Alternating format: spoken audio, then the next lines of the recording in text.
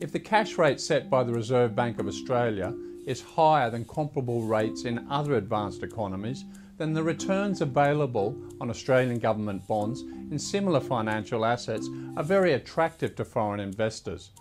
They bring their money in, and the demand for Australian dollars to finance those purchases pushes up the value of the Australian dollar. However, when the central banks of other advanced economies, and in particular the US Federal Reserve, start to lift their interest rates, Australian government bonds lose their appeal and the dollar can go down.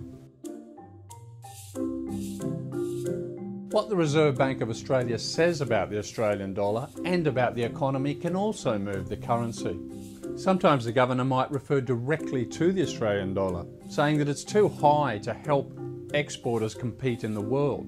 This might be a hint that he's thinking of an interest rate cut, and that will bring the dollar down.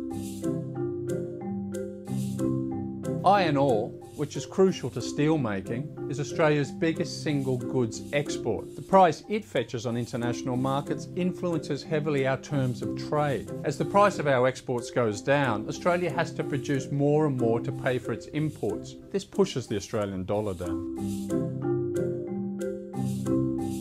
Traders and investors buy or sell the Australian dollar, or Australian bonds or shares or other financial assets according to what's happening in the domestic economy, but also the world. When things are good, they take bets that the Reserve Bank of Australia will eventually have to lift interest rates to head off inflation. When things are bad, inflation isn't a problem, and the bet is that the Reserve Bank of Australia will lower interest rates. Lower rates means a lower dollar. Higher rates means a higher dollar. Investors, companies and traders often take long-range positions on where they think the Australian dollar will be at some time in the future. The sheer volume of cash needed to hold and then settle those positions when money changes hands is sufficient to drive the Australian dollar up or down.